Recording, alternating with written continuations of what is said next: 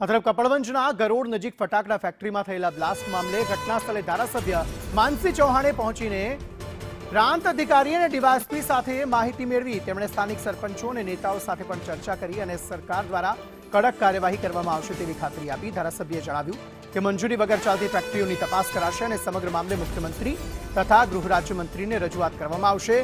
બીજી તરફ બ્લાસ્ટના કારણે 700 મીટર દૂર આવેલા મકાનોના કાચ તૂટી ગયા હતા અને ધરતીકંપ જેવી ધ્રુજારી અનુભવાઈ હતી.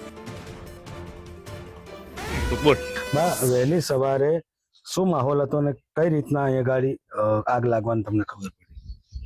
અમે ઘરની અંદર હતા, એક બધો વિસ્ફોટ થયો એટલે અમે બહાર નીકળી ગયા. બહાર નીકળ્યા એટલે બહાર નીકળતા બીજો એક મોટો વિસ્ફોટ થયો એટલે આગ ઊંચે જતી રહી અને આ બધા ઢોરા બોરા ઘર બર બધા ધ્રુજી ઉઠ્યા.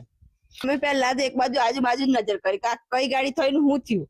પછી ખબર પડી કે આ તો ગોડાઉન આ બાજુ લગડ્યું અને એમાં મોટો પેલો વિસ્ફોટ થયો ને તો પછી એમાં થયું કઈ બાજુ લૂંટ મારીએ કે અને આટલી બધી ગાયો બેસો એટલે મૂકીને જઈએ છો એટલે તબેલામાં જઈએ ને ઘરમાં જઈએ બહાર જઈએ ને મોય જઈએ. પછી થોડી વાર થયો ને થોડી બીજો નાનો થયો એટલે થોડું ધીમું પડ્યું. પછી એમ થયું કે હવે થોડું ઓછું થશે એટલે પછી અમે ઘરની સાઈડમાં રહીને જોઈ જ ખાલી તો અનુભવ જ કર્યો કે હવે નહીં આવે એવું થયું મને એવું લાગ્યું. એટલે પછી થોડી વાર અમે અમારા નોકરી કરી છે એટલે ફોન કર્યો કે અમારે આવું થયું એમ તાણે એમને જોયું તો જે ખબર જ નથી અમે કને ફોન કરીએ એમને જ કરીએ ને.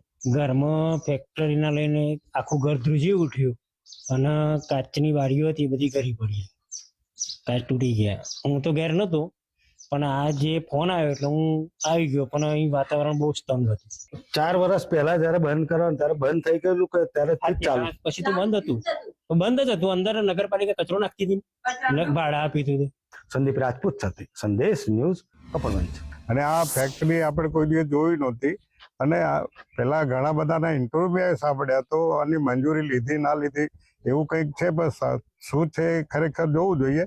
આટલો મોટો કારોબાર ચાલતો હોય અને પછી કેટલા રૂમો કેટલી બધી મહેનત કરનાર મજૂરો માટે બનાય છે, ડીપી છે, તો ખરેખર આની ખબર હોવી જોઈએ.